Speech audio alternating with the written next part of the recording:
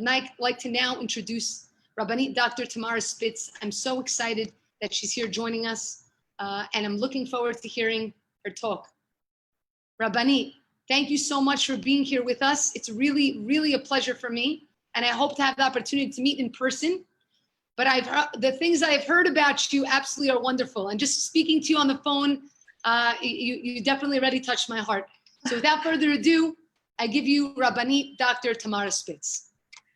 First of all, Orly, thank you so much for inviting me to be a part of this special and incredible opportunity. This class is being given in memory of Avram ben Paulin, Alav HaShalom. And I think that this is an incredible opportunity to be able to speak about tefillah. And for me, I think that tefillah is an incredible opportunity in and of itself, day in and day out. But I think it also comes with great challenge. I think the question is, how do we find meaning in structured prayer?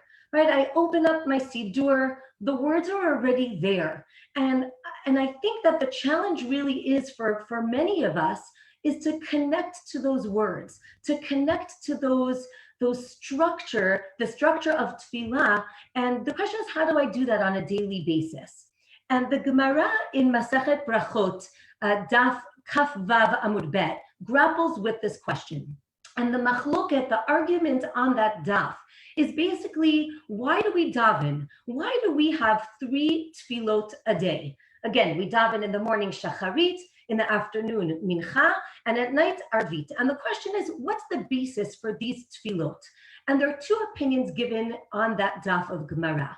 Opinion number 1 is that the Avot davened, and we'll see in a few minutes where the psukim talk about the Avot davening, but it seems that the Avot davened at these specific times, and we want to emulate the Avot, Abraham, Yitzchak, and Yaakov.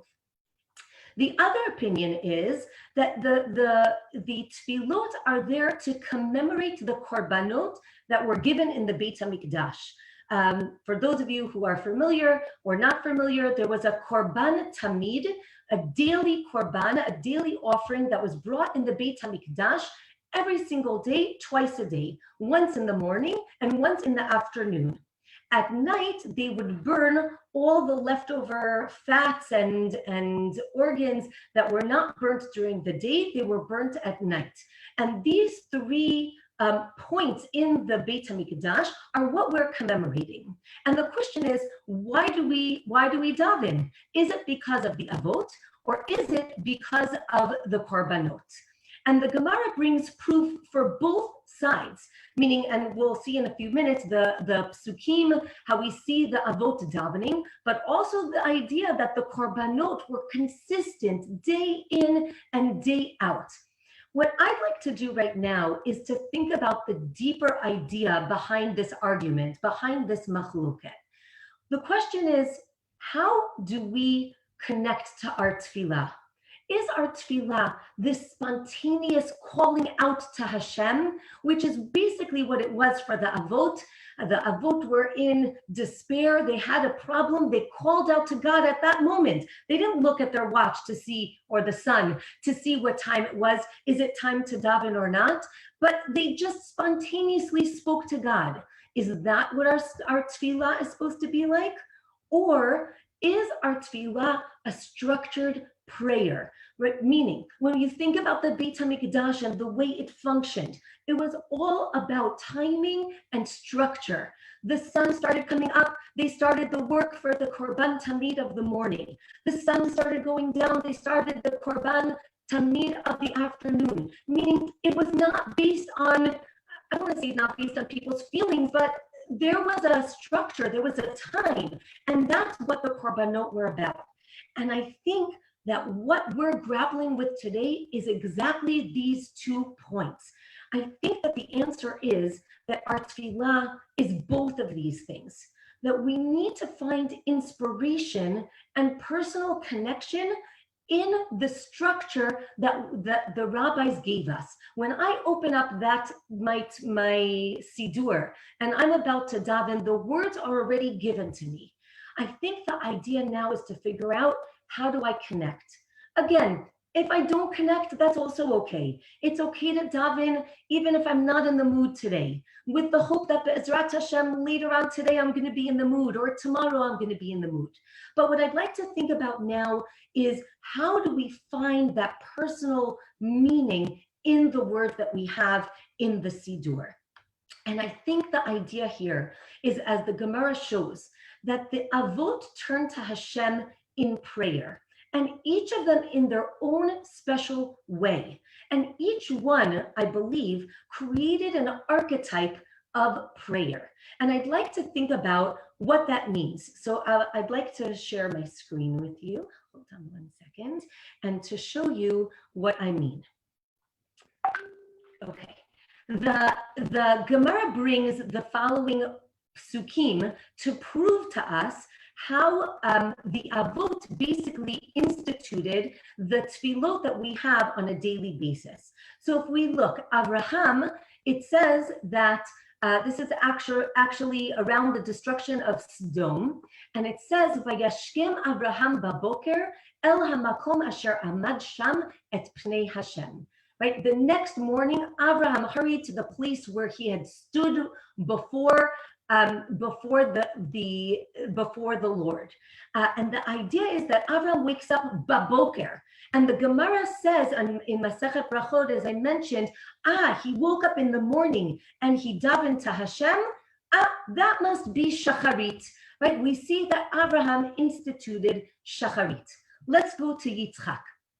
It says about Yitzchak, "Vayitze Yitzchak lasuach basadeh lifnot erev, vayisa einav vayar v'hinei gmalim ba'im." This is actually when, after the story of Eliezer going to find Rivka, and Rivka is being brought to Yitzchak, and at exactly this moment, right, it says, "And Isaac went out walking in the field toward the evening, and he looked up and he saw camels approaching." And the next pasuk explains, I would say, a very romantic picture of Yitzchak looking and seeing Rivka coming. Rivka sees him and falls off the camel gracefully, or maybe not gracefully. But the idea is that Yitzchak goes out to the sadeh, to the field, lifnot erev, in the afternoon. It's about to be the evening, and he goes out to daven. The Gemara here says this is mincha. What is he doing out and davening to Hashem? It must be that he's davening mincha. We'll get to in a minute how we know that he's davening. But let's go to Yaakov. Yaakov is running. He just I don't use the word stole, but maybe we should, right? He just got the brachot, or stole the bracha from his father Yitzchak instead of Esav, and he realizes that he's in mortal danger. He's running out of his house, and he runs away. And the pasuk says, "Vayifga b'makom, vayelen sham ki ba hashemesh, vayikach ma'avnei hamakom, vayasem mirashotav, vayashkav b'makom hahu." It says that he came upon a certain place. That's vayifga. He happened upon this place, and he stopped there for the night, for the sun had set. Ki ba hashemesh. You're right if you're asking ki ba hashemesh, would sound like it's saying that the sun is coming, but the Mefarshim explain that it means that the sun is going, and it's basically the nighttime, and he ends up sleeping in this spot. If this pasuk sounds familiar, it's right before he has the dream about the ladder, like Jacob's ladder. This is the pasuk that comes right before. So again, the Gemara says, here you see that he gets to this place and it's nighttime, and he davens to Hashem. Now let's take a step back. How do we know that they're davening? It says that they're standing, or, how do I know that there's tefillah here? So the Gemara explains, and let's get back again to the psukim. Abraham, it says that he stood, amad. Now, those of you who are familiar, when we say Shmona Esrei, it's also called the Amidah, because we stand before God. The Gemara says Abraham stood. It must be that he was davening. Let's go to Yitzchak. It says that Yitzchak went out lasuach basadeh. Now here it says to go out walking in the field, but the Gemara says lasuach is from the word sicha, to have a conversation. So Yitzchak is in the field conversing with someone when he sees Rivka. And the Gemara explains that basically he's conversing with Hashem. And the third one is Yaakov, vayifga bamakom. And lifgoa, again, as I said before, it means to happen upon a place. The Gemara explains again, this idea is about tefillah. He happens to come upon this place, and Yaakov is going to daven there to Hashem. What I'd like to now show you is a summary of what we've just seen. Again, we have Abraham, who in the morning stood before God, Yitzchak in the afternoon conversing with God, and Yaakov at night who happens upon God. And what I'd like to suggest right now is these are kind of, again, as I mentioned, archetypes, but they're meant to inspire something in us. As you can see, each one of the avot is davening at a different time during the day. So I'd like to take a second and just think about what do these times during the day mean to us? The morning, the afternoon, and the night. I think that they have different meanings to different people, but I want you to think about in the morning when you wake up, you're fresh, you're ready for a new day, you have all these plans, all these expectations. That's one type of feeling that I might have. What do I feel in the afternoon? For me personally, I always feel very busy, right? When mincha comes around, it's very difficult because I have to stop what I'm doing in order to take time out, right? So in the afternoon, I'm busy with my daily affairs. I can maybe look back and say, I had certain plans this morning. Am I on the right path to that plan that I set out this morning? Right? What about at night? What am I thinking about at night? Maybe one could suggest it's dark, it's scary, I might feel alone. Or for those of you who are night people, I might feel energized. I might be able to take stock in my whole day. So as you can see, each one of these time periods gives us a different perspective on our day. Or I want to suggest also on our life, right? The morning of our life, the afternoon of our life, and the nighttime. I think that what this is trying to show is that every time we daven, there are different feelings that we have, right? When I daven in the morning, I have very different feelings than I will daven in the afternoon and when I will daven at night. And I think that one part of that is what time of day it is and what I'm feeling at that moment. The next thing I want to think about is how they davened. Again, as you see here, each one davened in a different way. And what I'd like to suggest is, again, these are inspirations for our tefillah. What does that mean? When someone stands, what kind of feeling are you getting? I think the idea is standing is very formal. We talk about standing before the king, who is God, right? We talk about Hashem, who is Malkeinu, right? Today we said Avinu Malkeinu. We connect to God in different ways throughout our day and throughout our lives. So I think to stand, la'amod, is very formal, maybe with some trepidation or fear or awe, right? I feel like that's our relationship of yirat Hashem, the idea that we recognize that God is our king, as opposed to this idea of lasuach basadeh, right? To converse. How do I converse? That's talking to my friends, talking to someone who I feel very comfortable with.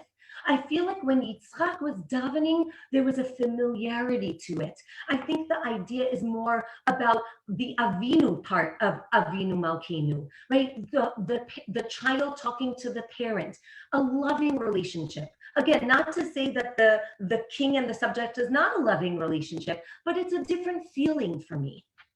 And I think the last one, paga, right? Again, Yaakov is running for his life. I feel like this feeling is unfortunately what some of us feel when there's an emergency, when there's a tragedy, when there's even great joy, that spontaneous feeling of I need to talk to God right now. That's paga. I want to meet God right now, not tomorrow or in 3 hours. Right now, there's an urgency about it.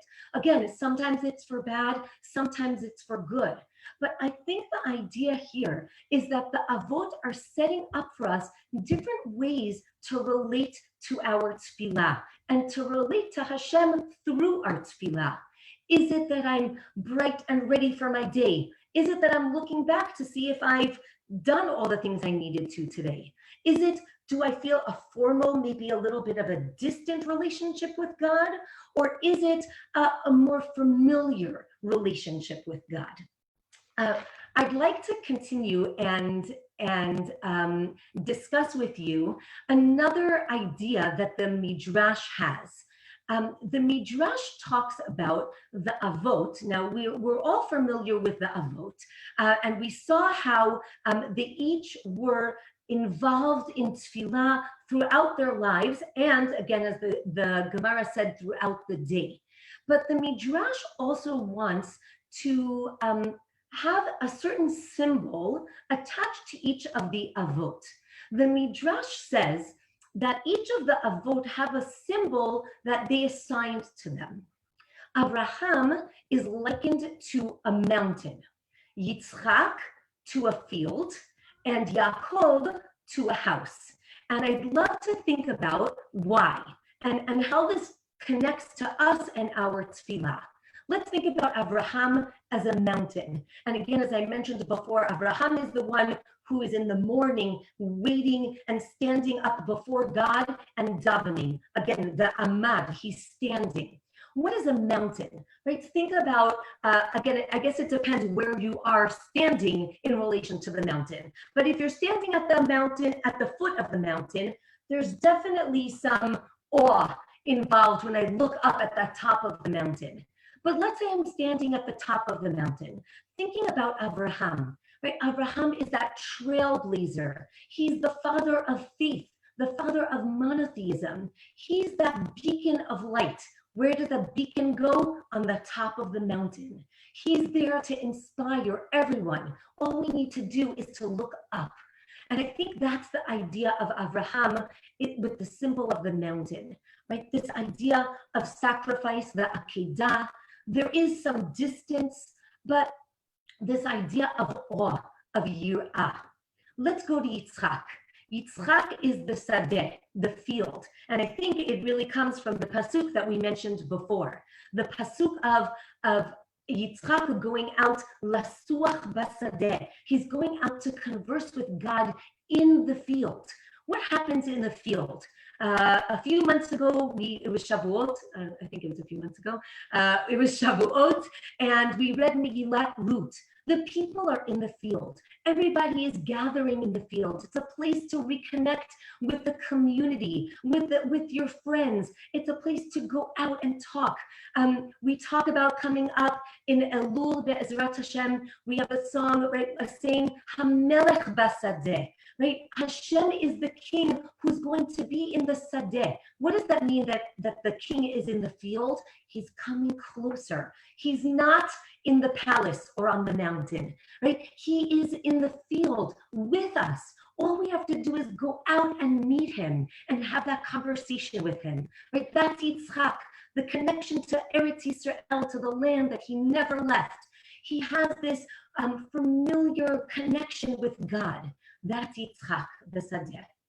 Let's go to Yaakov, right? Yaakov is the bayit, is the house. And if we think about, right, God being on the mountain and then it being in the field, with Yaakov, he's finally in the house. We bring him in to our house, right? We have this idea of Beit Yaakov, right? Am Yisrael is called Beit Yaakov. We are the house of Yaakov. A house is something that's permanent, not temporary. I don't have to go out and travel and climb a mountain. A house is something that we've been in for a while right now, but it symbolizes comfort, security, right? A closeness that you can't get anywhere else. And that's the relationship of Hashem with the Bayit, with Yaakov and the Jewish people. This idea that we are so familiar with God, we don't even have to leave our homes. And that's another type of relationship. So again, we have Abraham davening in the morning and standing before God like a mountain with that awe of relating to God as a king. We have Yitzchak, who goes out in the afternoon to be in the field, to converse with God, a more familiar kind of relationship in the field where we talk with our friends. And finally, we have Yaakov at night, talking to God, again, out of desperation, but also out of a familiar bond that Yaakov has with God, that at any moment, at any time, he can reach out and call for Hashem. And I think when we think about our tefillah, this really is meant to inspire us. And I think that this is the deeper meaning to the Gemara that we started with at the beginning. When the Gemara asks, is the tefillah because the avot davened or because of the korbanot? And as I said, ultimately it's both of them. I think we're meant to draw inspiration from the avot, to think about how each one of the avot, Abraham, Yitzchak, and Yaakov, related to God in his own special way. Each and every one of us need to find our own special way to relate to Hashem. And again, that doesn't need to be consistent. Every tefillah could be different. Every time I open up my siddur to daven or to say tehillim, right, I could be thinking about God in a different way, right? There's so many ways to relate to Hashem. And I think the challenge is for each one of us to kind of tap into, how am I going to relate to Hashem today?